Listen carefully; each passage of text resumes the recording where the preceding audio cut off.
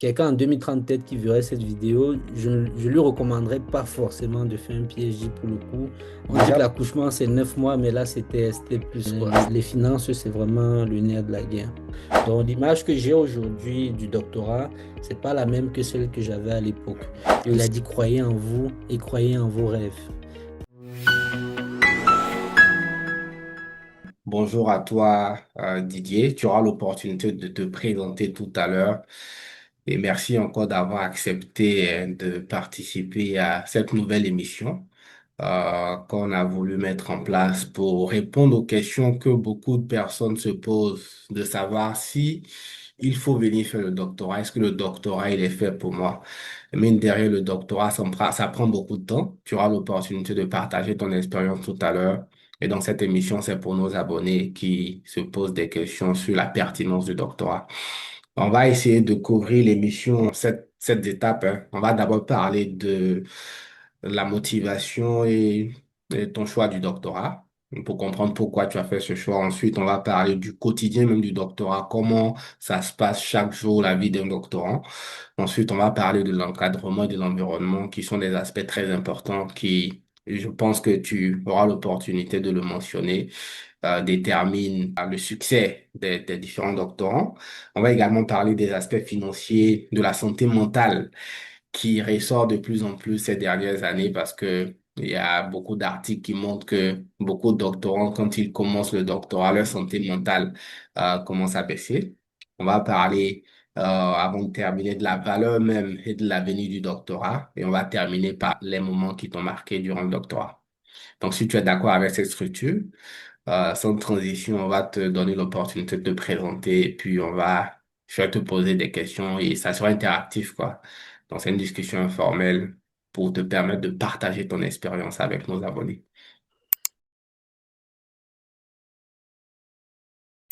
Ah, d'accord, donc je vais commencer d'abord par dire grandement merci. Donc merci pour dans cet espace pour pouvoir parler aussi de mon parcours.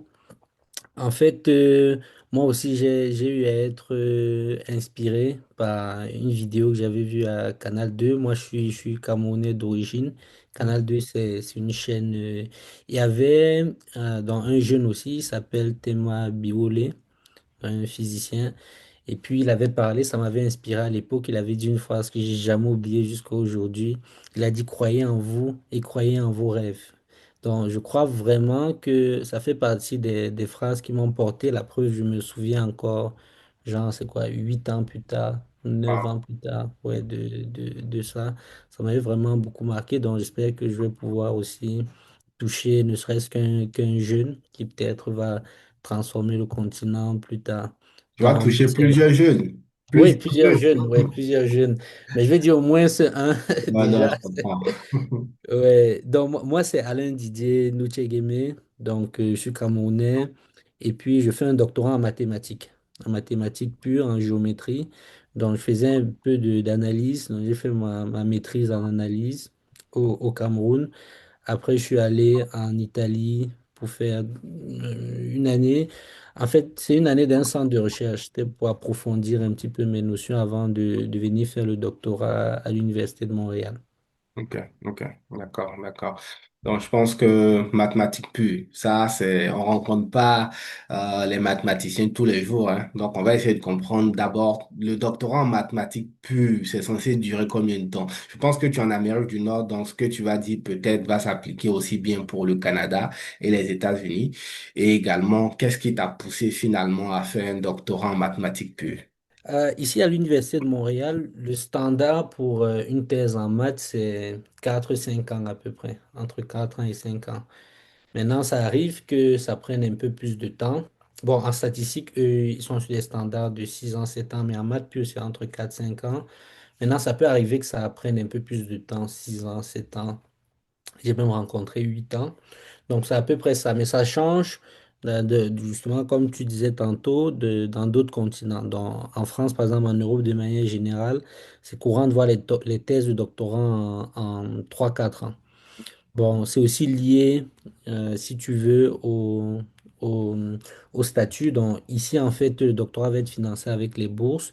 Là-bas, le doctorat est vu comme une expérience de travail. Donc, Mhm. il travaille aussi beaucoup en laboratoire, en collaboration, où ici, on est un petit peu plus isolé. Donc, Ok, c'est à peu près ok, les temps. Et c'est ok, similaire aux États-Unis. ok, ok, ok, je vois. Et donc, qu'est-ce qui t'a poussé à faire un doctorat en mathématiques pures? Ah ouais, donc pour ça, donc déjà, pourquoi les mathématiques? Donc déjà peut-être il y a une partie génétique parce que c'est vrai que mon père c'est un mathématicien. Donc au Cameroun il est assez connu quand même, Nuchegeme Norbert. Mhm. Et donc, il y a ça, même si, bon, pour le coup, lui, il voulait pas que je fasse de mathématiques. Ah ouais? Ouais, quand j'étais en classe de seconde, il voulait que je fasse médecine. Et Ok. moi j'ai éclaté de rire parce que l'idée, c'est, regarde mes notes en SVT, quoi. Parce que vraiment, à cette époque-là, les mathématiques, c'était la seule matière qui trouvait, grâce à mes yeux, que je Ok. trouvais de l'intérêt à faire. Les autres matières, je n'étais pas intéressé, je dormais en cours d'histoire, etc. Même si après, je peux regretter, parce qu'il y a beaucoup de choses aujourd'hui. J'ai un regain d'intérêt pour l'histoire, la philosophie. J'ai aussi pas mal dérangé des enseignants, notamment Madame École. Elle s'appelle Mrs. École et c'est vraiment son nom, notre prof d'anglais. Je l'ai beaucoup On lui dérangé. fait un coucou, n'est-ce pas? Ouais, on lui fait un coucou si jamais elle voit ça. Donc, c'est à peu près ça. Donc, j'ai fini, j'ai eu mon bac. Après, je voulais faire des mathématiques pures, hein. Donc, je suis allé à l'université pour faire Mhm. vraiment mathématiques fondamentales. Mais à l'université, je me suis laissé séduire par l'idée de faire une école de formation finalement. Donc, il y avait Mhm. cette idée de, faut faire quelque chose de concret qui va te garantir un métier sûr. Donc, Mhm. j'ai fait une école très prestigieuse. J'ai fait le concours lycéa. Mhm. Bon, j'ai eu la chance de réussir le concours. Et en fait, l'année où je faisais l'ICA, c'était la même année où je faisais mon master 2. Donc, j'ai Mhm. pu faire les deux en parallèle et j'ai vraiment vu que ce que je voulais faire, ce qui allait me faire me lever chaque matin en me disant, j'adore ce que je fais, ce sont les mathématiques. Ouais, mathématiques, ok. Ouais, et donc, après mon master et puis ma première année à l'ICA, donc j'ai laissé tomber ma formation d'ingénieur. Je suis parti d'un centre de recherche en Italie donc pendant une année. Et c'est de là que je suis venu faire mon doctorat à l'Université de Montréal. Ok, ok, je vois, je vois. D'accord, je vois. Déjà, peut-être pour ceux qui ne connaissent pas, l'ICA, c'est une école de statistique, n'est-ce pas? Et je pense que tu étais à l'ICA pour une formation d'ingénieur statisticien économiste. Oui, D'accord. tout Et à cette fait. formation, malgré sa teneur en mathématiques, ne t'a pas fait te lever chaque matin. Ok, ok. Non, non, en fait, le problème, c'était pas vraiment la teneur en mathématiques. C'était plus, en fait, le statut des personnes que je voyais sortir de De cette l'école, quoi. école, ok. Ouais, donc j'ai entendu, je vais dire le style de travail, quoi. Quand tu entends Mhm. parler du quotidien, on te dit que les gens, toute la journée, tu prends une feuille Excel, là, tu calcules la moyenne. Voilà. Peut-être après avoir développé de grosses théories, etc. Mais si vraiment après le quotidien, c'est ça, c'est que c'est C'est pas pas fait pour forcément toi. là. Ok, Ouais, ok. même si après, plus tard, je me suis rendu compte que non, il y avait d'autres voies intéressantes, mais ça reste toujours différent en termes de style, hein. Ça reste différent Exactement. en termes Mhm. de style Exactement. du Exactement. type de mathématiques que je peux faire présentement. Ok, ok. Non, c'est clair que pour toi, c'est génétique et tu voulais faire le maths depuis très longtemps. Est-ce qu'il faut dire à ceux qui n'ont pas cet aspect génétique-là d'abandonner les maths ou bien c'est pas fermé à... Bon, honnêtement, euh, honnêtement, j'ai envie de dire que il y a vraiment cet aspect de... Donc, je reviens sur la question que je disais là. Est-ce que on peut se lever chaque matin en se disant j'adore ce que je fais? Mhm, Donc, mhm, si la réponse à cette question c'est oui, c'est que probablement du point de vue, en tout cas du point de vue de la carrière, l'épanouissement dans la carrière, ça peut être une bonne voie. Mais maintenant, ça ne veut pas dire que ça va se faire. Bon, mhm. peut-être on va parler des possibilités de carrière après. Après, exactement. Parce que le marché du travail devient saturé absolument Ouais, ouais, partout. si, si, Et absolument, puis, absolument. Et déjà, je vois qu'en tout cas, tu as l'air d'être très motivé par ce que tu fais. Et ce que j'ai envie de te demander, si tu pouvais revenir en arrière. D'accord, peut-être au moment où tu étais encore à l'école de statistique, est-ce que tu allais toujours prendre la même décision de poursuivre un doctorat en mathématiques? oui, je crois que ouais, quand je fais le calcul Donc, j'allais toujours prendre la même décision. Et je vais Mhm. m'aller encore plus loin. J'ai envie de dire que même avant, je ne regrette pas d'avoir pris la décision de faire cette école de statistique. Statistique, ok. Et parce que j'ai tellement appris, en fait, j'ai appris des choses complémentaires. J'ai eu l'occasion d'ouvrir mon esprit. Mhm. Et c'est grâce à l'ouverture d'esprit que j'ai eue par cette simple année-là que après j'ai été intéressé à apprendre en autodidacte et j'ai appris Ok. même aussi de l'économie en autodidacte en fait à côté de Mhm. l'école, des Mhm. statistiques et tout ça. Mais je pense que si j'étais resté dans mon cocon, j'allais pas avoir justement cette Bah, ton ouverture-là. ouverture, là, ça allait rester maths pur, maths pur. Mhm. Mais je pense qu'en général même, je ne suis pas quelqu'un qui regrette. Je pense qu'il y a toujours quelque chose à apprendre de toute Mhm. expérience. Bon, Mhm. dans tout mon parcours de vie, je pense que tout est bon à prendre. D'accord. Donc, quelle que soit l'expérience dans laquelle nous sommes, on profite pleinement, on apprend et puis on va faire d'autres choses avec des leçons qu'on a apprises, des expériences qu'on a eues dans le passé. OK? Mhm. Maintenant, là, c'est une question un peu plus générale sur le doctorat, hein. Avant de commencer une nouvelle expérience, parfois on a des idées reçues, des choses qu'on entend ça et là. Et quand on commence effectivement, certaines de ces choses-là peuvent être vraies, d'autres par contre ne sont pas forcément vraies. Dans ton cas, est-ce qu'il y a eu des fausses croyances, des idées que tu avais sur le doctorat et quand tu es arrivé, tu t'es rendu compte que vraiment le doctorat, ça n'a rien à voir avec ce à quoi je pense. Oui, tout à fait, tout à fait. C'est-à-dire que dans l'image que j'avais du docteur, celui qui fait le doctorat, ça va être quelqu'un qui fait de la recherche, ça va être quelqu'un qui trouve. Voilà. Donc, je pensais pas que c'était un chercheur, mais je Je pensais que c'était un trouve ça, c'est trouveur. important parce que Ouais. ni les chercheurs qui cherchent, on en trouve. Mais ceux qui trouvent, on en cherche. Ouais, c'est ça, c'est ça. Et aussi, je me rendais pas vraiment compte à quel point il y a un décalage entre le monde de la recherche et puis le monde de l'enseignement, des cours qu'on fait. Dans le sens où, quand on te donne un exercice dans un cours, c'est en fait que l'idée, c'est qu'il faut utiliser les notions du cours pour résoudre. Donc, Mhm. il y a une résolution à base de ça. Alors, quand tu as un problème de recherche, a priori, en fait, et c'est même pour ça que tu es chercheur, que tu vas être payé à être chercheur, par exemple, parce que personne ne sait a priori quelle est la méthode. Mhm. Donc, tu dois fouiller dans des documents obscurs, dans des choses, etc. Tu dois croiser parfois, utiliser des idées d'autres domaines qui n'ont absolument rien à voir, et puis faire des connexions, des choses comme ça. Donc, je pensais que de toute façon, ça allait être je dis un peu une autoroute, ça Mhm. c'est l'idée que j'avais, mais là je me rends compte que c'est vraiment beaucoup plus sinueux quoi. Il y avait aussi peut-être une dimension, pas je vais dire de fausses croyances, mais que j'avais pas vraiment pris en compte. Bon, on va parler de finances, Mhm. mais c'est l'idée que voilà, le doctorat il se finance, c'est un contrat sur une certaine période. Mhm. Parfois il faut aller chercher des compléments, parfois il faut enseigner, etc. Et puis voilà, il y a beaucoup de conférences aussi que je n'avais pas pris en compte forcément. Mhm. Donc l'image que j'ai aujourd'hui du doctorat, c'est pas la même que celle que j'avais à l'époque. D'accord. Et Ouais. aussi le doctorat, je l'avais mis sur un piédestal, mais c'est vrai qu'aujourd'hui, c'est un petit peu différent. Aussi à cause des nouvelles technologies, mais peut-être ça, on va en parler. On va parler, ouais, ouais. Donc, clairement, il y a pas mal de fausses croyances quand même. Ok, mais je pense qu'au niveau de la motivation, c'est assez clair. Tu es quelqu'un de très motivé pour le doctorat. Si tu avais l'opportunité de prendre la même décision encore, tu n'allais pas hésiter. Le Mhm. doctorat, c'est dans Oui, les mathématiques, c'est dans tes gènes. Euh, c'est vrai, mais il faut que je dise quand même quelque chose. ok, vas-y, C'est dis-nous. que je n'aurais pas hésité à l'époque, mais peut-être si je suis dans un contexte comme aujourd'hui, c'est peut-être un peu différent. C'est-à-dire que pour quelqu'un bon là on est en 2025, mais disons en 2030, Mhm, quelqu'un en 2030 peut-être qui verrait cette vidéo, je lui recommanderais pas forcément de faire un PhD pour le coup. Déjà parce que je pense que le marché académique, donc je dis pour ceux qui regardent académique, mhm, il va devenir vraiment de plus en plus saturé. Et mhm, puis, j'ai vraiment l'impression que le PhD va perdre la valeur. En mhm, fait, l'économie de la connaissance en général, mhm, j'ai l'impression qu'à cause des intelligences artificielles, elles vont beaucoup perdre de valeur.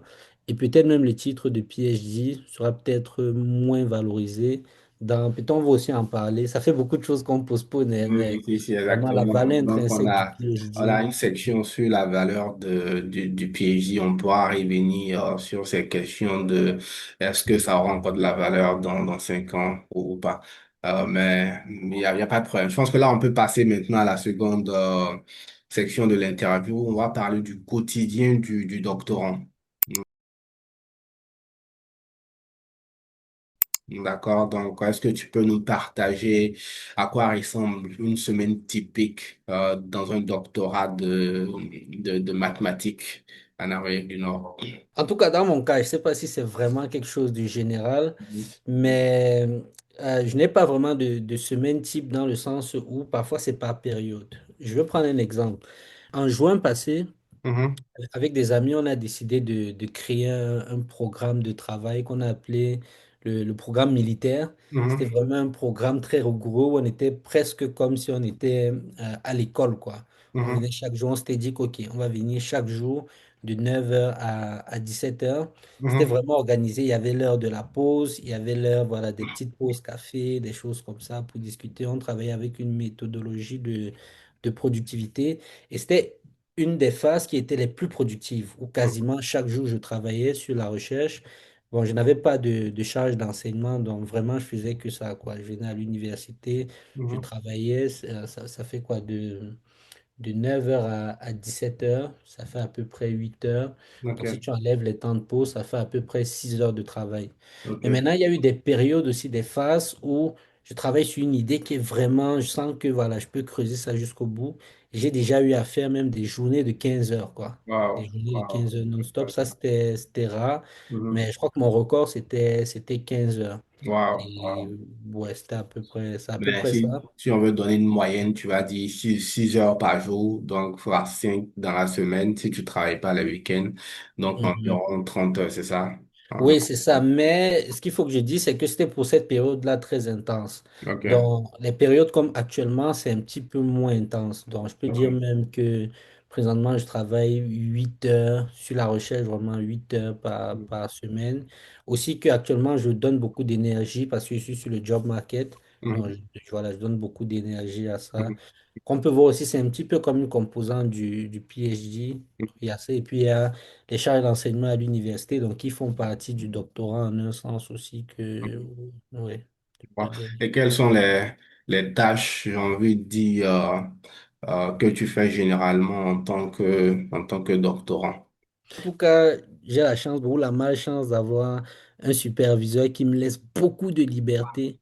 C'est-à-dire qu'il me laisse presque penser sur les problèmes sur lesquels je veux penser. Mhm. Et puis, je peux venir le voir si je veux discuter des problèmes et tout ça. Mhm. Mais sinon, il peut me suggérer des problèmes ou bien commenter s'il pense qu'un problème que je veux attaquer est pertinent ou pas. Mais il ne m'impose pas un problème, il ne m'impose pas un canevas. J'ai vraiment la liberté. J'ai une liberté. Bon, ça peut arriver des périodes où il demande qu'on se rencontre régulièrement pour Mhm. parler de problèmes et tout ça. Mais ça peut aussi arriver il me laisse en fait guider, donc si je veux le contacter, etc.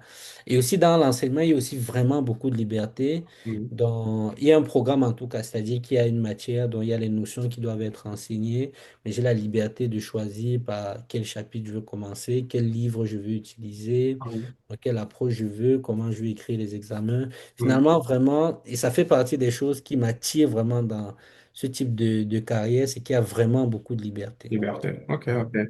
Je pense que c'est une bonne chose que tu as parlé de ton directeur tout à l'heure parce que là, maintenant, on va parler d'une autre étape de l'interview, donc l'encadrement et l'environnement. Et d'a-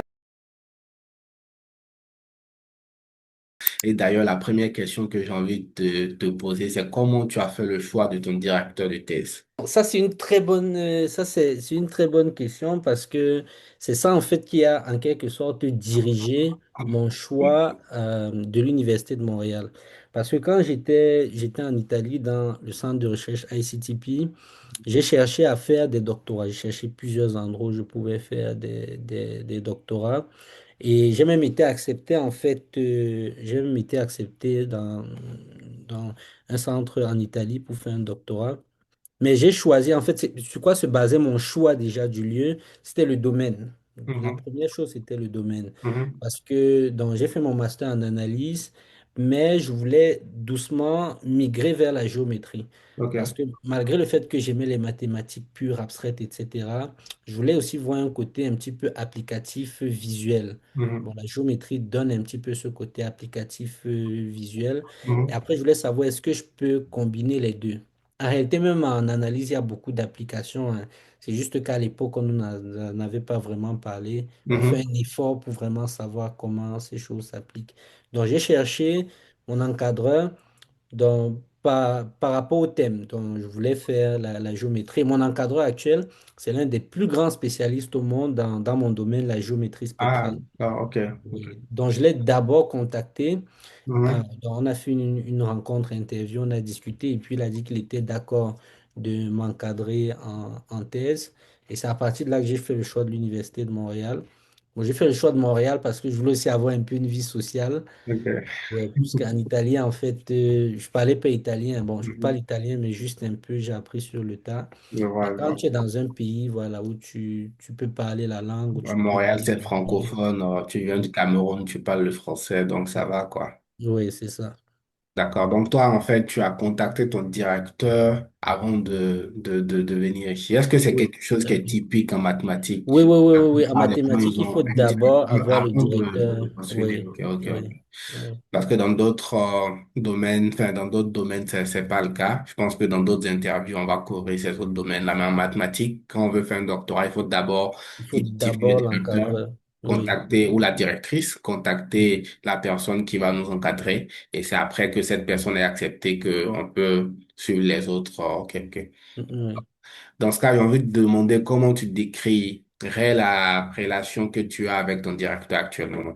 Oui, donc je l'ai un peu teasé tout à l'heure, mais vraiment, elle est incroyable. Bon, déjà, ce qu'il Ah, faut que c'est je ta dise. directrice. Non, mon directeur, mon Ok, directeur. ok. Ah, la relation est C'est incroyable. la Ok, relation qui est incroyable. j'ai Oui, eu c'est la peur là. relation qui est incroyable. Oui. Donc, en fait, actuellement, il faut aussi que je précise que j'ai deux encadreurs présentement. D'accord, d'accord. Donc, j'avais d'abord le premier, j'ai le deuxième. Les deux sont d'origine russe. Le deuxième, il est en Angleterre. Mhm, Donc, je collabore avec lui. mhm, Donc, la relation avec les deux est vraiment incroyable dans le sens où il me laisse beaucoup de liberté. Voilà, mhm, peut-être beaucoup trop aussi, hein, il faut le dire. Puis, il m'encourage dans ce qui va être technique. Il me parle des conférences. Quand j'ai à faire des voyages, il subventionne, etc. Donc, mhm, mhm, vraiment, ma relation avec lui, c'est parfait. Et je pense que pour mon profil, si j'avais un encadreur qui était tout le temps sur mon dos, ça allait mhm. pas être Ça va pas productif. être idéal. Ouais, mais je sais qu'il y a des gens qui, eux, ils aiment qu'on les mette sous pression. Donc, ils ont Ouais. besoin d'avoir plutôt un encadreur qui est toujours sur le dos. Donc, peut-être qu'il y a une affaire de personnalité qui peut Ouais, matcher un peu. exactement, exactement. Non, je pense que oui, c'est très bien hein, que tu as une bonne relation avec ton directeur. Le choix, en tout cas, de la personne qui nous encadre au doctorat est très important. Mais un autre élément aussi qui est aussi ou plus important, c'est le choix même de la thématique de recherche. Dans mathématiques, en fait, ça s'appelle la géométrie spectrale. Mhm, Avant de venir au Canada, je connaissais la géométrie spectrale juste vaguement. Donc, je savais qu'il y avait de l'analyse, qu'il y avait de la géométrie. Je ne savais pas vraiment concrètement ce que c'était. Donc, j'ai choisi mon thème de recherche vraiment un peu avec des discussions. C'est-à-dire, j'ai discuté avec mon encadreur. J'ai commencé même d'abord sur un thème qui est toujours une question que j'ai envie de résoudre même en passant. Mais mhm, après, donc j'ai shifté sur un autre thème qui était toujours intéressant, mais qui était peut-être plus réaliste. mhm. C'est-à-dire qui promettait plus rapidement d'avoir En termes de résultats, c'est des ça? résolutions. Oui, oui, oui, c'est ça. Donc, ça va être plutôt ça. Sinon, la géométrie spectrale, c'est l'étude. Quand je vais vulgariser ça vraiment pour le grand public, je dis que c'est Mhm. l'étude du lien entre les propriétés physiques des objets et Ok, puis leur forme. ok. C'est-à-dire, par exemple, si tu prends un objet, je sais pas, j'ai un verre ici, par Mhm, exemple, mhm, il a une certaine forme. Quand je tape dessus, il y a le son. Le mhm, son, c'est des ondes sonores qui obéissent à certaines équations. mhm. La question, c'est à quel point la forme de cet objet influence sur les propriétés La sonores, par propriété exemple. sonore, ok, ok. Et là, en fonction de la forme des objets, les équations peuvent différer, c'est ça?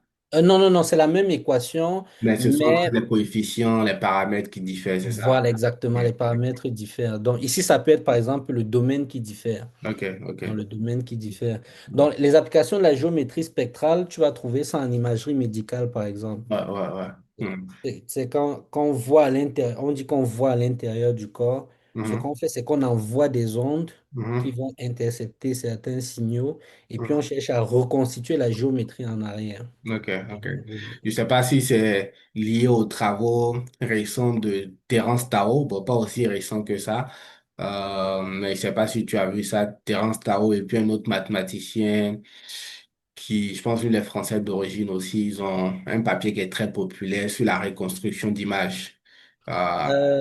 Si Bon, c'est- c'est vrai que j'ai pas vu ça, mais si tu parles de reconstruction d'image, je suis presque sûr qu'ils ont utilisé les techniques spectrales. Ok, Parce que ok, ouais, ouais, généralement. Mais probablement. c'est intéressant, je vais regarder ça. Je Ouais, savais ouais. pas que Terence Tao dernièrement avait fait quelque chose Bon, sur. ça fait un peu longtemps, hein. Ça peut faire 10 ans comme ça. Mais je pense que ça doit être son papier le plus cité. Ouais, ouais. Enfin, ça, c'est plus maths appliquées. Et lui, il est mathématicien pur, ben ouais. Non, c'est très intéressant. Et est-ce que tu as le sentiment, dans le doctorat, d'être isolé, de manquer de soutien? Est-ce que tu as ce sentiment-là où ça va, il n'y a vraiment pas de problème?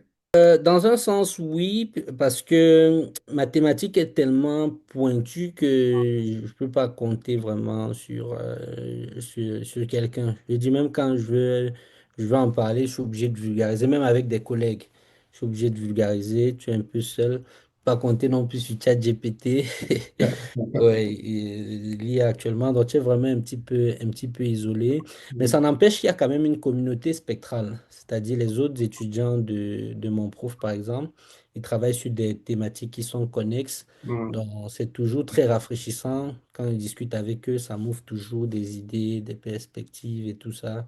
Mais c'est vrai qu'au quotidien, donc, le travail est moins structuré qu'en France, par exemple. Donc, je Mhm. sais que dans les labos, ils sont même physiquement présents, voilà, ensemble. Ils se voient presque tout le temps, ils se donnent des rendez-vous. Donc, c'est pas autant laboratoire Mhm. qu'ailleurs, donc c'est un peu isolé, mais ça pourrait être pire, disons.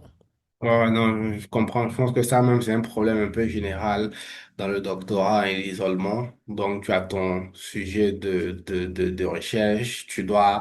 Enfin, tu dois trouver, hein. Voilà, tu ne dois pas que chercher. Et ça fait que tu t'isoles, tu cherches et puis tu espères trouver. Et donc, ça, je pense que c'est assez commun quand même. Mais c'est très bien si déjà ton directeur, il a d'autres étudiants. Donc, ça fait une petite communauté avec qui tu peux discuter de temps en temps.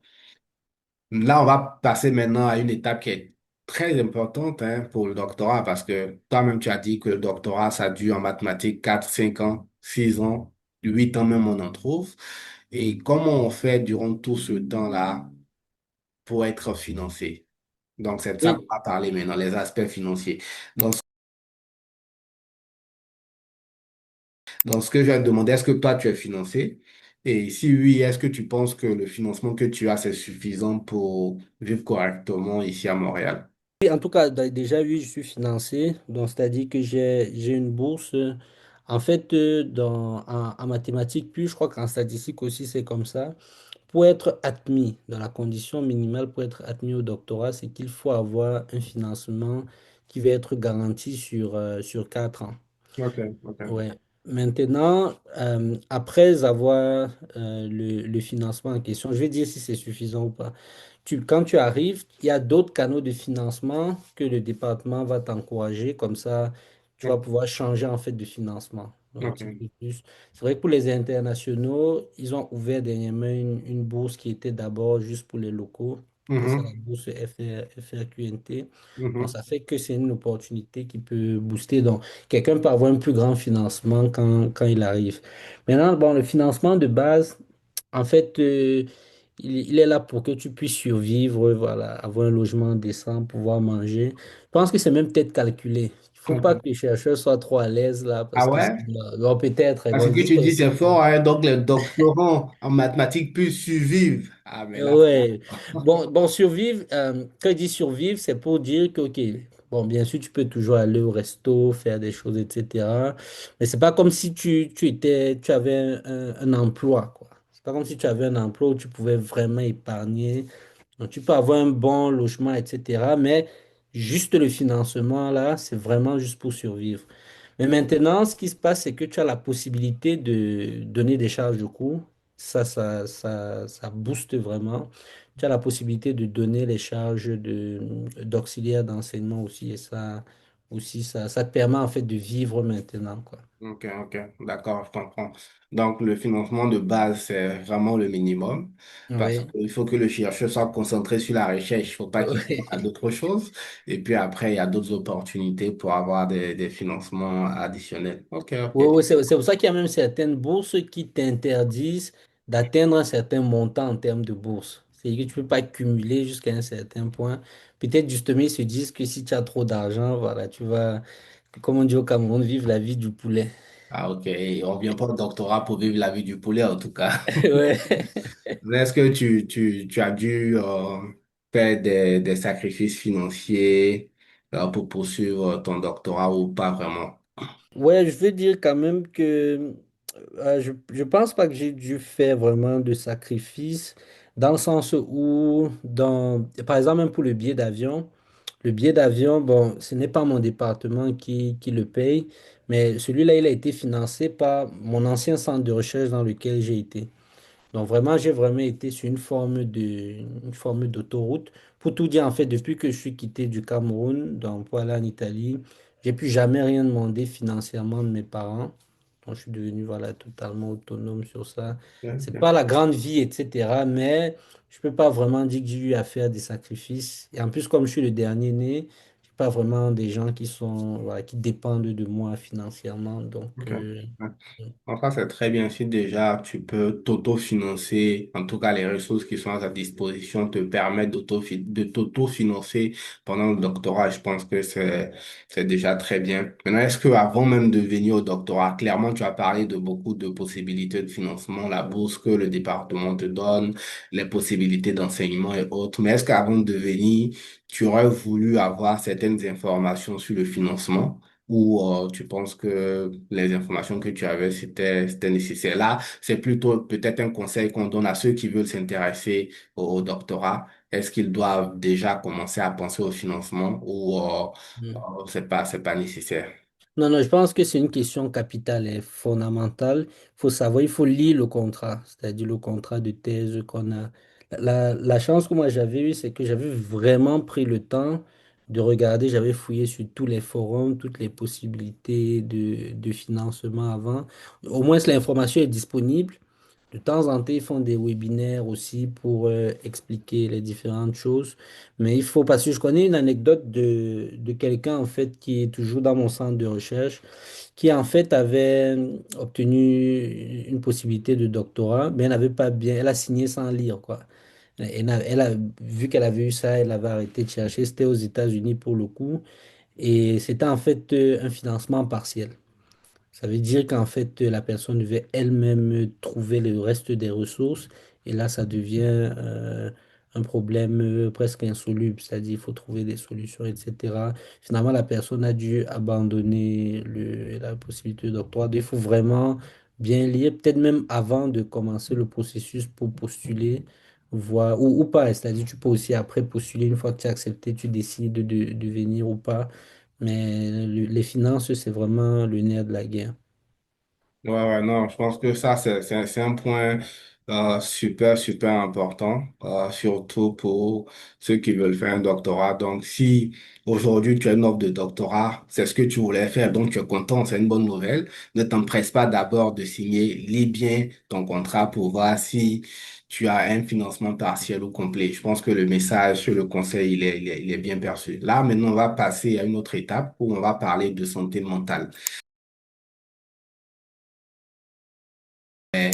Déjà, la première question que j'ai envie de te poser, c'est est-ce que tu as l'impression que ta santé mentale ou ton équilibre personnel a pris un coup depuis que tu as commencé le doctorat? Comme je le disais, il y a eu beaucoup d'articles dernièrement où les gens ont comparé des personnes qui ont choisi de faire le doctorat à ceux qui n'ont pas choisi d'en faire. Et en termes de santé mentale, en moyenne en tout cas, il semblerait que quand on commence le doctorat, peut-être à cause des éléments d'isolement dont on a parlé, donc tu peux avoir l'impression qu'au niveau de la santé mentale, il y a une baisse.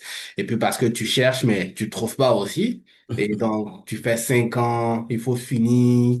Et donc, tous ces éléments-là peuvent être corrélés avec la santé mentale, mais bon, ça reste une corrélation. Toi, ton expérience personnelle, qu'est-ce que tu peux partager avec nous? Bon, peut-être je ne dirais pas que euh, ma santé mentale, en tout cas que le doctorat a affecté très grandement ma santé mentale, mais c'est sûr quand même que j'ai eu de grosses périodes de frustration. Ça, c'est absolument sûr. C'est-à-dire que tu peux avoir des gens qui te promettent un avenir en recherche claquant, etc. Mais tu as l'impression que tu es devenu bête, en fait. Voilà, tu essayes n'importe quoi, ça ne fonctionne plus, même Mm, ce qui devrait être basique. Et tu es obligé, en fait, de revenir aux fondamentaux pour te rendre compte que non, c'est juste que l'adversaire est vraiment costaud. mm, Donc, je dirais pas forcément que ma santé mentale en a vraiment pris un coup, mais j'ai quand même eu beaucoup de désillusions. Et ça, c'est une réalité, ouais. D'accord. Donc, du coup, tu dirais que tu arrives à trouver du temps pour ta famille, pour tes loisirs, pour ta vie privée. Est-ce que même quand on fait le doctorat, C'était la dans ce maladie, sens-là. C'était dans ce non, sens-là. non, là, c'était santé mentale d'abord. Maintenant, là, c'est une autre question. Donc, Mhm. est-ce que même tu as des loisirs, même quand tu fais le doctorat? Est-ce que tu arrives à trouver le temps pour la famille? Je sais pas, peut-être pour ta copine ou ta femme, et pour les loisirs. Est-ce que tu arrives à te dégager suffisamment de temps pour ça, en plus de ton doctorat? Parce Oui, que là, c'est bon, important, il faut dire aux jeunes. Parce que si, par oui, exemple, tu as une copine que tu dois faire le doctorat et puis 5 ans, il faut vraiment que tu trouves, là, ça peut briser des relations, hein. oui, c'est sûr. C'est sûr quand même qu'il faut le dire. Je vais le dire en précisant que, dans, en tout cas, en ce qui me concerne, même avant le doctorat, dans ces questions d'isolement un peu, etc., c'était des choses qui étaient un peu présentes. Donc, ça fait que je n'ai pas trop senti le décalage. Mais pour quelqu'un qui est vraiment très social, qui prend le temps de rester avec les gens, etc., qui est avec les gens, il faut savoir que c'est totalement incompatible, quoi. C'est-à-dire qu'il faut des grosses phases. Tu vois, par exemple, tout à l'heure, on parlait du travail. Il faut vraiment être prêt à investir des grosses phases de temps où tu vas travailler. Si tu as, moi, j'ai eu la chance que quand tu sors avec donc quand tu as des copines qui font la recherche aussi, c'est quelque chose qui est totalement compris parce que de son côté aussi, elle va être vraiment occupée. Mais si tu es avec quelqu'un qui, en fait, vient d'un monde où elle ne comprend pas en réalité que le doctorat, la recherche, ça prend du temps. Je crois qu'il y a certains profs qui disent que la thèse doit être ta première femme ou Ah bien ouais? ton premier mari. Ouais, ouais, ouais. On dit ça que non, voilà, que ça doit être ton premier mari parce que c'est très chronophage, ça demande du temps, mais si on s'organise bien, on peut trouver un équilibre. C'est-à-dire, on peut trouver du temps pour faire d'autres activités, on peut trouver du temps. Tout c'est aussi une question vraiment de comment est-ce que je gère mon temps. C'est-à-dire que les petits moments. Donc, quand je suis à la fête, je dois être 100% à la fête. Quand je suis au football, en train de jouer au football, je dois être 100% au football. Je ne dois pas penser à la thèse, etc. Quand je fais telle activité et ça. Et là, je pense qu'on peut trouver un équilibre. Mais il y a quand même toujours des périodes de ce que j'appellerais de déséquilibre sectoriel. C'est-à-dire que sur certaines périodes, je parle de mon cas même, là, c'est même Mhm, pas général. Donc, je peux être plus avec ma famille, c'est-à-dire je passe plus de temps, etc. D'autres périodes, je peux être beaucoup moins avec ma famille, peut-être ils vont même se plaindre. Je vais être plus avec mes amis dans mes temps où je me l'accorde. Et mhm. d'autres périodes, voilà, plus avec ma copine, etc. Ok, non, ça c'est bien noté. En tout cas, il y a une partie où tu as dit si tu sors avec des copines qui font le doctorat. Ah, donc une seule copine ne suffit pas qu'on le Non, non, c'est doctorat, pour dire hein? avec une copine, non, ouais, ouais, Non, avec une qui fait, ouais.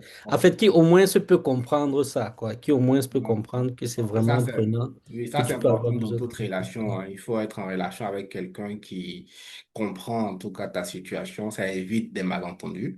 Faut pas Ouais. qu'on pense que tu n'accordes pas le temps alors que vraisemblablement c'est parce que tu es occupé. Donc, c'est pas un désintérêt pour la personne.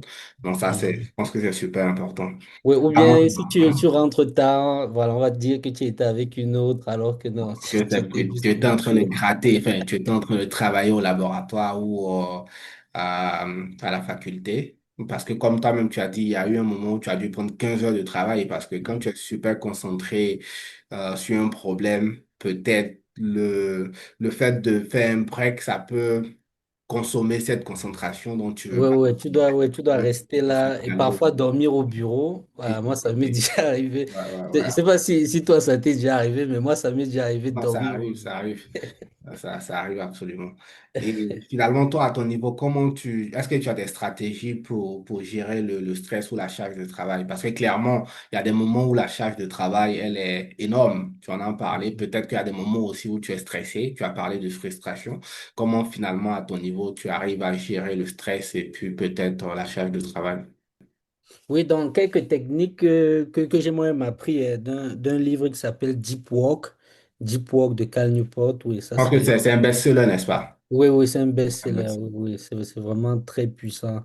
Et je recommande à tout le monde de lire, donc pas seulement les étudiants, même les professionnels, etc. Donc, comment fabriquer du temps qui a de la valeur. Et combiné à ça, maintenant, il y a un principe qu'on appelle la matrice d'Eisenhower. Dans toute la charge de travail, il y a toujours des activités qui sont on classe les activités avec l'urgence et l'importance. Dans les activités qui sont urgentes et importantes, c'est les activités qu'il faut faire vraiment maintenant. Mais généralement, on fait les activités qui sont urgentes et importantes, c'est les activités qu'on a procrastinées, qui viennent en fait s'accumuler. Et le stress, en fait, c'est ça. Donc, l'idée, c'est qu'il faut chercher à désengorger au fur et à mesure pour n'avoir qu'à faire des tâches qui sont importantes, mais qui ne sont pas urgentes. Et les tâches qui sont urgentes et qui ne sont pas importantes, donc ça peut arriver aussi dans les tâches urgentes, mais qui sont peu importantes. Peut-être tu es importante pour le travail. Peut-être tu dois aller à l'hôpital, etc. Ça, il faut essayer de le faire le plus rapidement ou bien le déléguer si c'est possible. Mhm. Si maintenant il y a les tâches qui ne sont ni urgentes ni importantes, ça, il faut juste éliminer. Ça peut être surfer sur le web sans but constructif, les Mhm. réseaux sociaux à outrance, des choses comme ça. Mhm. Donc, ça aide. Maintenant, bon, il y a des périodes où vraiment ça peut arriver qu'il y ait trop de choses. Donc, tu as pris trop d'engagement, etc. Et je me suis rendu compte que quand tu prends une feuille et que tu écris formellement l'intégralité, donc de manière exhaustive, les tâches que tu as à faire, donc ça te libère une charge mentale et tu peux vraiment sélectionner, OK, ceci est vraiment important. Ça, si je supprime ça, qu'est-ce qui se passe? Est-ce que le monde s'écroule ou quoi? Et tu te rends compte que parfois, tu as donné trop d'importance à des tâches qui n'en valaient pas forcément la peine. Je pense que ça, c'est vraiment une bonne, c'est une stratégie, hein. J'ai envie de dire stratégie mathématique même. On parle de mathématicien. Cal Newport, c'est un mathématicien, Ah, tu vois. l'auteur du Ouais. livre. Ouais. Non, Bon, non, il je fait pense que sciences computationnelles, mais c'est une application des mathématiques, c'est ça. Je pense ouais. que c'est un bon conseil pour ceux qui nous regardent, donc pas uniquement ceux qui s'intéresseraient au doctorat. Et le livre Deep Work, comme tu l'as dit, ça peut vraiment aider à éviter la procrastination. Je savais pas que parler un mathématicien pouvait être intéressant. Je me rends compte qu'on a deux sections pour finir. J'ai même pas vu. En tout cas, je pense qu'il y a eu beaucoup de conseils qui ont été donnés. Et là, on va essayer maintenant de parler de la valeur et de l'avenir du PhD. Je pense que tu avais déjà commencé à parler de ça en début de l'interview. La première question que j'ai envie de te poser, c'est quelle est selon toi la vraie valeur d'un PhD? Donc, tu peux essayer de scinder ça, la valeur, naturellement, un PhD en mathématiques, la valeur scientifique, professionnelle et plus personnellement, qu'est-ce que ça t'apporte aujourd'hui de dire que Didier, il a un doctorat en mathématiques, ou bientôt, vu que tu finis. Mais Mhm. c'est vrai que du point de vue scientifique, dans un PhD en mathématiques, c'est vraiment, surtout dans une université qui est cotée, c'est vraiment un haut palier dans la science. C'est-à-dire que tu as réussi à atteindre un niveau où tu peux proposer quelque chose qui peut plus tard servir au monde. C'est vrai que quand tu fais les mathématiques pures, comme ce qu'on fait, j'ai dit tantôt que la géométrie spectrale va être appliquée dans l'imagerie médicale, pas seulement même en compression de données, il y a vraiment plusieurs, même justement en capacité d'amélioration d'image. Il y a toutes ces applications-là, mais c'est le domaine lui-même qui est appliqué. Donc parfois, nos recherches individuelles ne sont pas forcément immédiatement applicables. Donc très souvent, il y a un délai. Même quand on parle d'intelligence artificielle aujourd'hui, il faut savoir que la technologie de l'intelligence artificielle est disponible depuis les années 50. Oui, mais ce qui fait en sorte que ce soit applicable aujourd'hui, c'est bon, plusieurs raisons, hein. Il y a eu un regain d'intérêt, il y a eu la capacité de calcul qui n'était pas disponible avant, qu'il est maintenant aujourd'hui. Et beaucoup de sciences qu'on produit aujourd'hui n'est pas directement applicable, mais va être applicable pas de notre vivant, c'est-à-dire peut-être dans 50 ans. Toujours qu'on peut intelligence artificielle, les notions de machine de Turing, ou Mhm. bien les tests de Turing, les choses comme ça, c'est des choses qui sont à la mode aujourd'hui Mhm. alors que ça date de la Deuxième Guerre mondiale. Non, non, c'est ça, parce qu'il y a un gap entre la recherche fondamentale et puis la recherche appliquée. Vous, les mathématiciens, puis en tout cas, vous développez la recherche fondamentale, mais le temps qu'on, comme tu l'as dit, hein, on va avoir les technologies pour pouvoir rendre ça applicable, pour que peut-être les entrepreneurs ou les technologies puissent aussi l'utiliser dans ce qu'ils font. Ça prend du temps, quoi. Mais Mhm. oui, ça a forcément son utilité. Peut-être qu'on voit pas tout de suite l'utilité, mais ça a été prouvé maintenant dans beaucoup de domaines, en médecine et autres. Donc, ok, ok. Mhm. Oui, après maintenant, pour ce qui est Personnellement, de la valeur, bon, je voulais parler d'abord de la valeur professionnelle, ok. parce que la valeur professionnelle, en fait, de plus en plus, les entreprises recrutent les mathématiciens purs. Pas pour qu'ils appliquent ce qu'ils ont fait dans le doctorat, mais parce que pendant leur thèse, ils développent des techniques, des schémas de pensée, un esprit critique qui va être utile. Je connais quelqu'un, par exemple, qui a fini sa thèse en probabilité et qui est parti travailler dans un organisme en fait qui s'organise de l'optimisation des, des différents trajets pour les bus. Mhm, Donc, c'est un projet qui n'est pas directement lié à la probabilité, mais tu as beaucoup d'entreprises qui travaillent dans le secteur recherche et développement, qui mhm, ont besoin d'idées pour penser, donc pour proposer. Moi-même, j'ai participé à un atelier ici qui s'appelle l'atelier de résolution de problèmes industriels. On a travaillé sur un projet de la Banque nationale du Canada. C'était un projet qui parlait de finances. mhm, Ça parlait de finances. Bon, dans la salle, il y avait les statisticiens. Et les statisticiens ils ont développé des modèles pour prédire les volumes des transactions. mhm, Donc, c'était vraiment les techniques statistiques, des séries temporelles, voilà, des modèles machine learning. mhm, Mais ce que moi j'apportais là-dedans, c'était à chaque fois, je proposais des critiques de leurs modèles. Donc, ils proposent des modèles que je ne connais pas forcément. Mais après, je leur demande, OK, est-ce que tu es sûr que ici on a vérifié l'hypothèse sur le bruit blanc? Donc, en fait, tu poses des questions critiques. Et ça, c'est mhm, quelque chose que tu développes en fait en faisant de la recherche. Ça fait que le rendu final à la fin, il peut être bon. Après, tu développes aussi des capacités de gestion de projet, de gestion de stress qui sont voilà, souvent valorisées dans des entreprises, parfois même des très grandes entreprises, juste le fait que tu aies un PhD en mathématiques.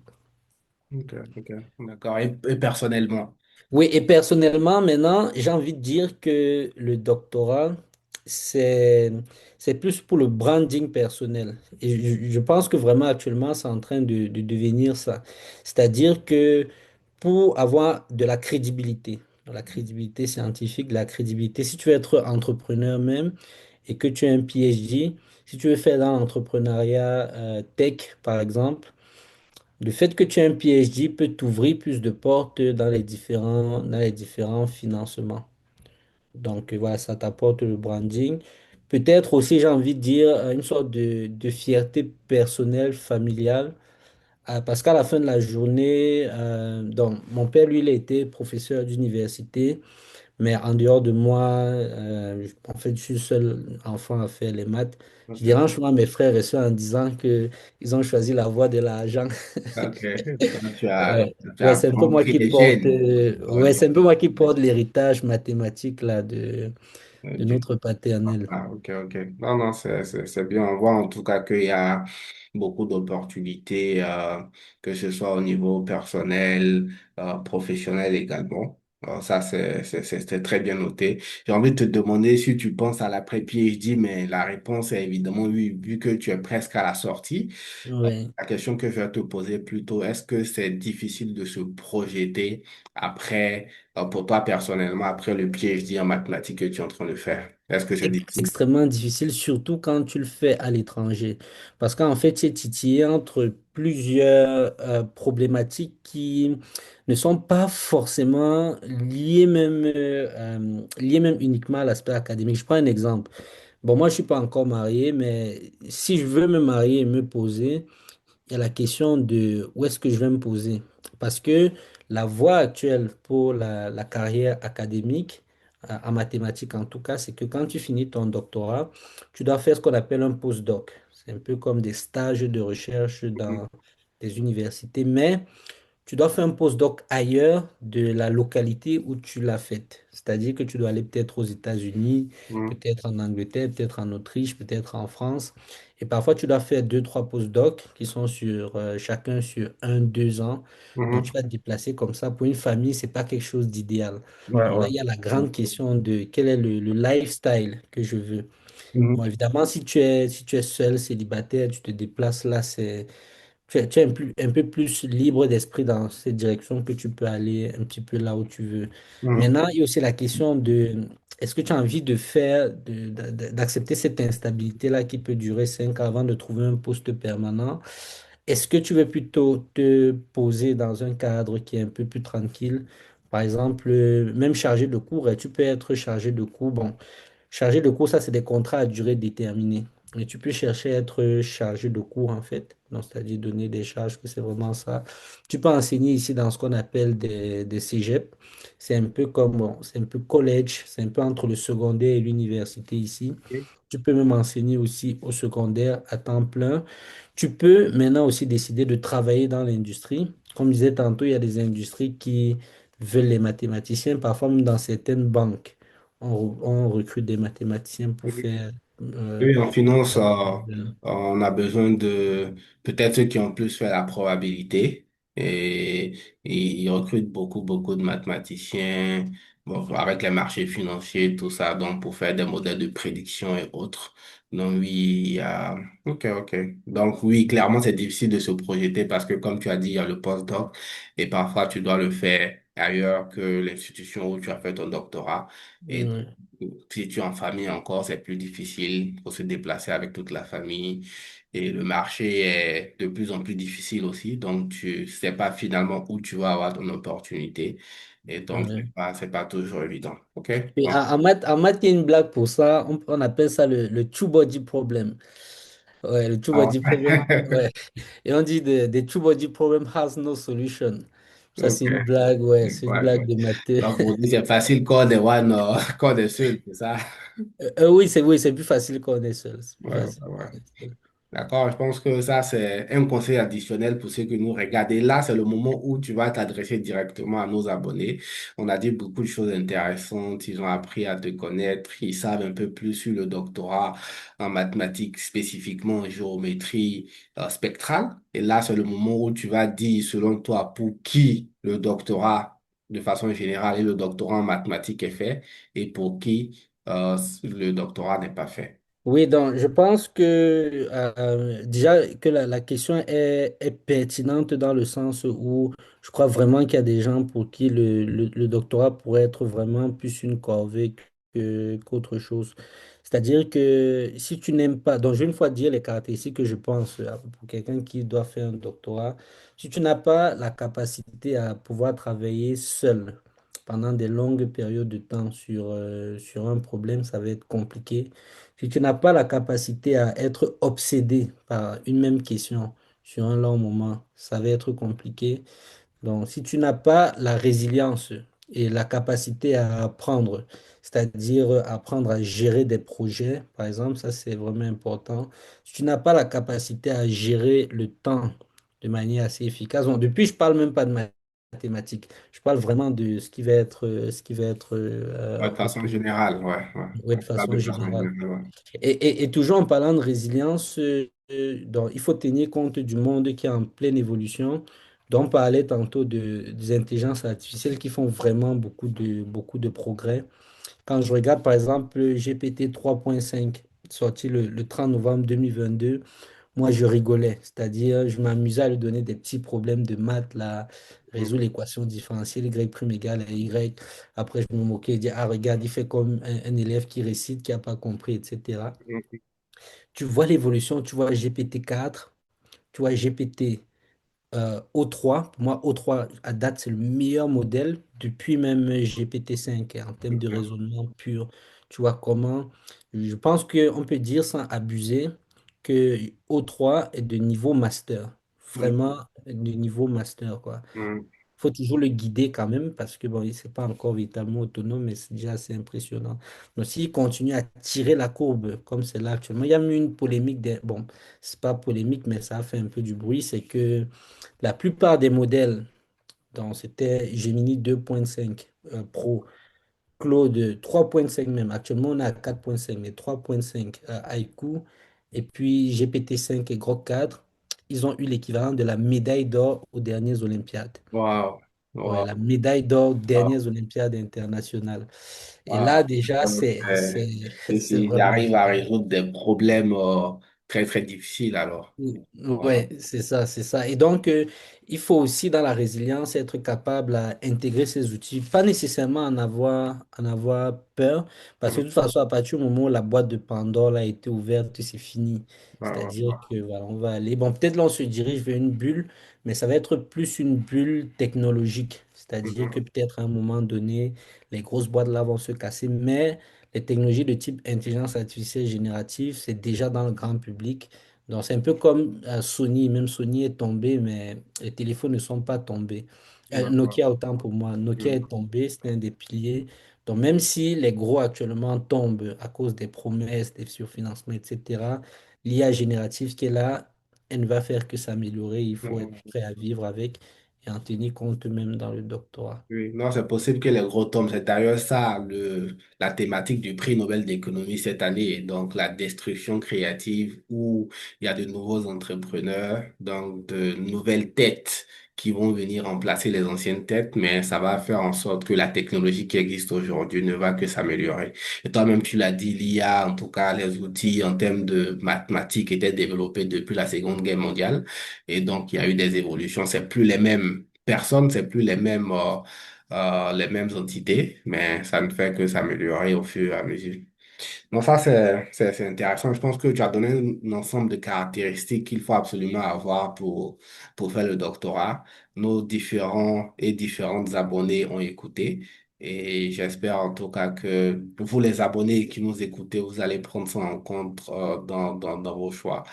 Et on passe maintenant carrément à la fin de l'émission, hein. Donc, c'est vraiment la dernière étape où on va essayer d'apprendre à connaître un peu plus notre invité Didier, un grand mathématicien. Moi, je me rappelle, hein, la première fois que j'ai entendu parler de toi, c'était un post sur Facebook où on disait il y a un grand mathématicien au Ah, Cameroun qui a fait l'école de statistique. Il va même pas terminer l'école de statistique. Il va aller à l'Université de Montréal pour un doctorat. Donc, j'ai lu l'article avec beaucoup d'admiration, hein, parce que c'est pas évident de voir des grands mathématiciens comme ça. Donc maintenant, on va parler des moments marquants de ton parcours pour terminer. Donc déjà, la première question que j'ai envie de te poser, c'est quel a été ton plus grand moment de fierté jusqu'ici?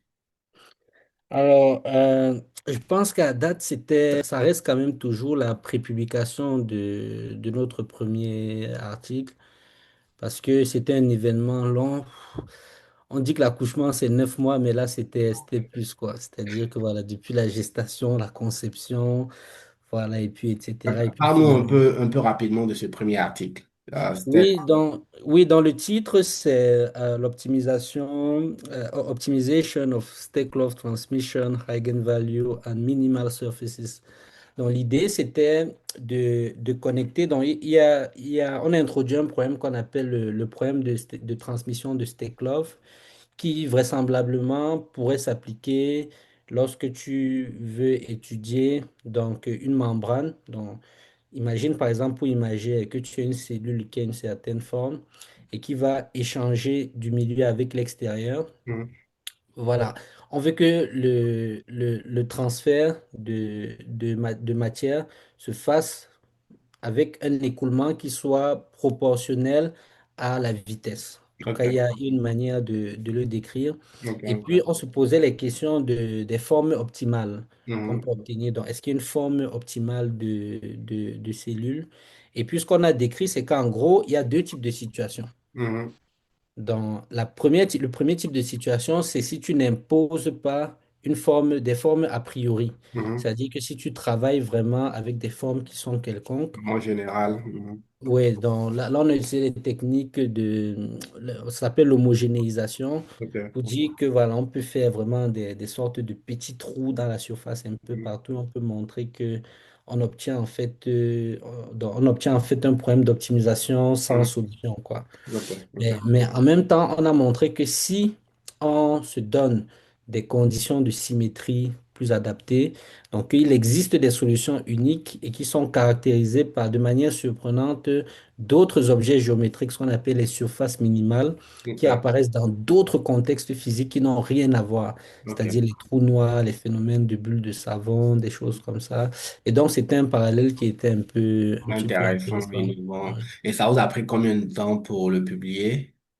Ça fait 2 ans, hein. Donc, Wow. du moment en fait où j'ai produit la première version draft, où je pensais que c'était vraiment terminé, jusque les échanges avec les superviseurs et tout ça, on a pris 2 ans et demi, Wow. 3 ans, hein, Wow. ouais.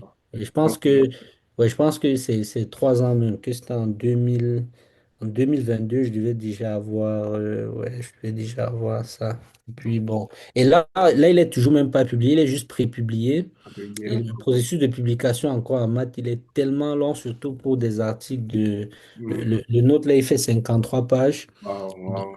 Ok. ouais, donc ça, il peut Donc, de la s'attendre à un an ou prépublication à la 2 ans. publication définitive, ça peut prendre combien de temps? Est-ce qu'il Mais y a... ça peut prendre 1 an, 2 ans. Parfois, les plus gros articles, même, c'est déjà arrivé que ça prenne 3 ans. Wow, Ouais, wow, 3 ans. wow, wow. Peut-être Mais même déjà, 4 ans. Ouais. mais Peut-être déjà, même. félicitations pour la prépublication, hein. Je pense que c'est un bon achievement et puis on te souhaite bonne chance pour la publication. Merci. Il y a eu un moment de fierté, il y a peut-être un moment qui a été le plus difficile. Donc, si tu veux Ouais. partager ça avec nous. Je vais pas dire un moment difficile, mais des moments difficiles, vraiment des moments où de très grande frustration, où j'en parlais tantôt, tu as vraiment l'impression d'être devenu bête, d'avoir perdu toutes tes facultés. Tu es presque en dissonance, hein, parce que tu as passé l'université, tous les cours. On t'a toujours dit qu'ok, voilà, ça va être bien, ça va fonctionner, mais c'est pas comme ça. Depuis que je suis quitté du Cameroun, par exemple, j'ai plus jamais eu moins de 20. Sérieusement, en une matière, j'ai plus moins de 20. Ça, c'est les matières qu'on compose. Et quand tu arrives dans une situation où tu tombes sur des problèmes sur lesquels tu butes, tout ce que tu essayes ne fonctionne pas, tu as l'impression de n'absolument rien comprendre, d'être comme le chien devant la télé. Mhm. C'est très... bon, c'est formateur aussi parce que Frustrant ça aussi, casse ton ego. ouais, c'est. Ouais, mais en même temps, c'est très difficile à vivre là, surtout quand Mhm, ça dure sur de longues périodes là. mhm. Ouais, 1 an, 2 ans, et puis ouais, c'était très difficile. Non, absolument. Donc, peut-être en ce sens, le doctorat est une école d'humilité aussi, parce que Ouais, peut-être, parce que avant le doctorat, comme toi-même tu l'as dit, hein, tu apprends ton cours, si tu as bien appris ton cours, tu as fait tes exercices, normalement, tu peux résoudre les problèmes qu'on te donne en classe. Donc, tu vas avoir de très bonnes notes. Mais au niveau du doctorat, c'est différent parce que tu t'attaques à des problèmes, comme tu l'as dit, qui n'ont parfois pas de solution. C'est à toi d'apporter la solution. Et donc, le processus, il est totalement différent. Et tu vas rencontrer beaucoup de moments où finalement tu n'arrives pas du tout à faire des avancées sur le problème. Et si tu avais l'habitude de tout réussir d'une fois, ça peut créer des frustrations, quoi, absolument. Non, non, ça se comprend. Maintenant, avant de poser la dernière question, je veux savoir, est-ce qu'il y a des choses que tu aurais aimé qu'on te dise avant de commencer le doctorat? Pas forcément dans le sens où, euh, comme j'ai dit, je pense que dans la vie, voilà, il faut toujours prendre tout avec tout, le bébé avec l'eau du bain.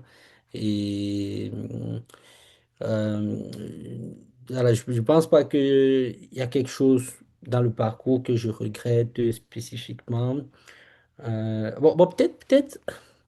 Peut-être une chose que j'aurais aimé qu'on me dise quand même, maintenant que j'y pense, c'est que le processus entre le moment où tu finis pour toi ton premier draft et puis les allers-retours avec ton superviseur, que ça peut être très long. Peut-être Mhm. ça, j'aurais aimé qu'on me le dise quand même, c'est vrai. Ça, j'aurais aimé qu'on me le dise. Comme ça, parce que j'ai aussi passé beaucoup de temps à vouloir perfectionner une sorte de produit. Dans ma tête, ça allait être le produit final, sans me Mhm. rendre compte qu'en fait, voilà, Il y il a y avait beaucoup vraiment beaucoup d'itérations. d'éléments conceptuels, oui, qui manquent et tout ça. Donc là, j'aurais plutôt produire rapidement quelque chose qui va être, voilà, perfectionné plus rapidement. C'est vrai que oui, maintenant que j'y pense, j'aimerais aimer qu'on me le dise ça quand même. Ok, ok, ça c'est bien noté. En tout cas, le doctorat est loin d'être linéaire, comme tu as dit, tu finis de résoudre ton problème, tu es tout heureux, et puis après, tu te rends compte qu'il y a beaucoup d'autres choses qu'il faut ou qu'il fallait prendre en compte avant même de le partager au grand public. Donc, c'est vraiment des back and forth, comme on dit en anglais, donc des allers et retours entre toi et puis la personne qui dirige ta thèse, absolument.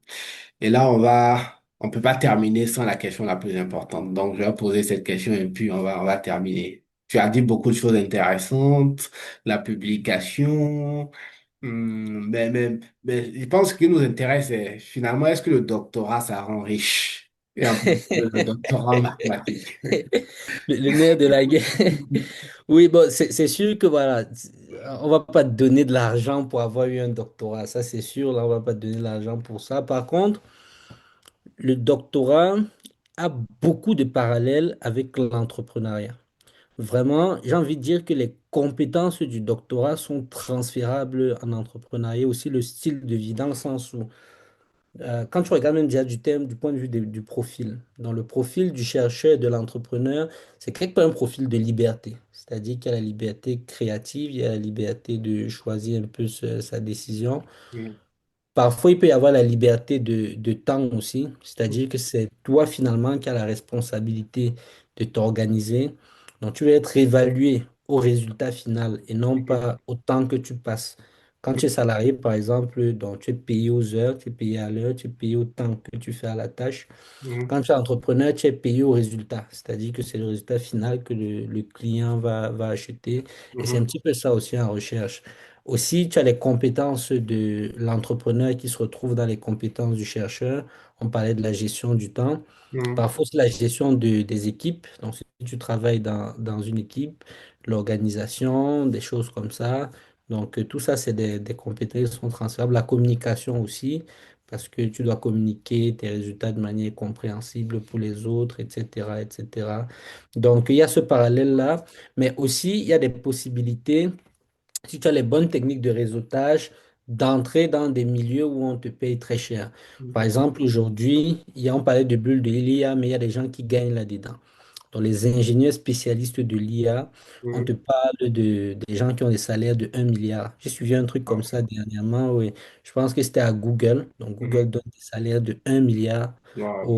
aux ingénieurs PhD en intelligence artificielle. Mhm, Et tu as aussi Meta qui fait des choses comme ça. mhm, Et voilà, donc c'est un petit peu ça. Donc, pour quelqu'un qui est ouvert d'esprit, il peut convertir son PhD en opportunité entrepreneuriale ou mhm, bien en opportunité salariale presque indécente, quoi, s'il peut se positionner dans un couloir stratégique. mhm. Donc, finalement, la réponse qu'on va retenir, c'est que le doctorat pourrait rendre riche, mais il va falloir être stratégique. Oui. Et je pense que c'est bien noté. Dans tous les cas, dans presque tous les pays, hein. Quand tu regardes ce que le doctorat tu fais, si tu veux la distribution des salaires, tu vas voir que généralement ceux qui ont le doctorat, ils sont au top de la distribution, quoi. J'ai pas les chiffres exacts, mais si je me trompe pas, je dirais peut-être au moins dans les 20%, peut-être pour être conservateur dans les 30% les plus riches. Et avec les stratégies ou l'ouverture d'esprit, l'entrepreneuriat, tout et tout, ça peut encore se multiplier. En tout cas, merci Didier d'avoir partagé ton expérience avec nos abonnés. Je pense que les abonnés ont pris bonne note. Moi également, j'ai appris énormément, en particulier sur le doctorat en mathématiques, sur le travail que tu fais. Et merci pour ta disponibilité. Ouais, merci beaucoup pour l'invitation et merci pour votre travail pour la communauté africaine et en général de se intéresser par la science.